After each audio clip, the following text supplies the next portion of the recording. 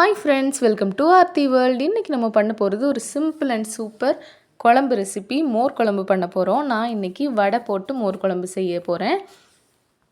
Just 10 to 15 மினிட்ஸ்க்குள்ளே இந்த குழம்பை ஈஸியாக வச்சு முடிச்சிடலாம். இது எப்படி பண்ணலான்னு பார்த்துடலாம். அதுக்கு முன்னாடி நம்ம சேனலை இப்போ தான் ஃபஸ்ட் டைம் பார்க்குறீங்கன்னா மறக்காமல் சப்ஸ்கிரைப் பண்ணிக்கோங்க. வாங்க வீடியோக்குள்ளே போகலாம். இது செய்கிறதுக்கு ஒரு மிக்ஸி ஜாரில் அரை முறி அளவுக்கு தேங்காய், 1 டீஸ்பூன் அளவுக்கு ஜீரகம், ஒரு துண்டு இஞ்சி, 2 பச்சை மிளகா, கூடவே கொஞ்சம் மஞ்சப்பொடி சேர்த்து பொரிகடலையும் சேர்த்து இதை நல்லா தண்ணி ஊற்றி மையாக அரைச்சி எடுத்துக்கலாம். இது 2 பேருக்கான அளவு. உங்களுக்கு எவ்வளோ வேணுமோ அதுக்கேற்றால கூட்டவோ குறைக்கவோ செஞ்சுக்கோங்க.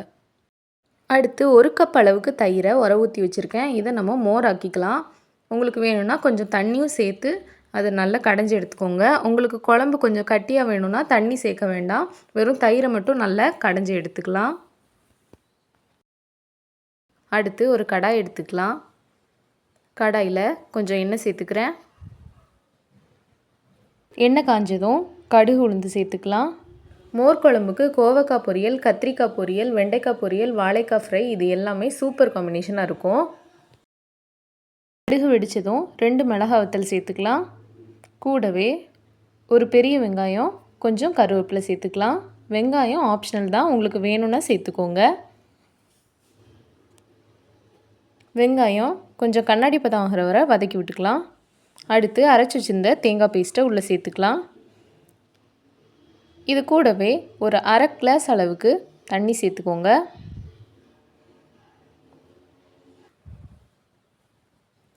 இது கூட தேவையான அளவுக்கு உப்பும் சேர்த்துக்கோங்க.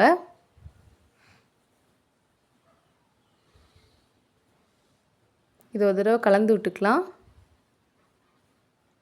இது கொதிக்க விடக்கூடாது.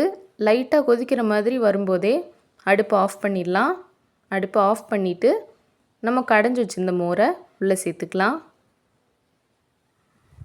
அவ்வளோதான், சூப்பராக மோர் குழம்பு நமக்கு ரெடி ஆயிடுச்சு.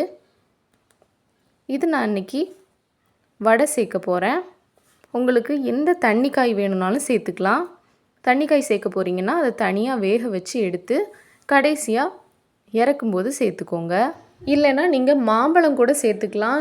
மாம்பழம் சேர்த்த மோர் குழம்பு ரொம்ப டேஸ்டியாக இருக்கும். அந்த மாம்பழத்தோட ஃப்ளேவர்லாம் இறங்கி செம்மையாக இருக்கும்.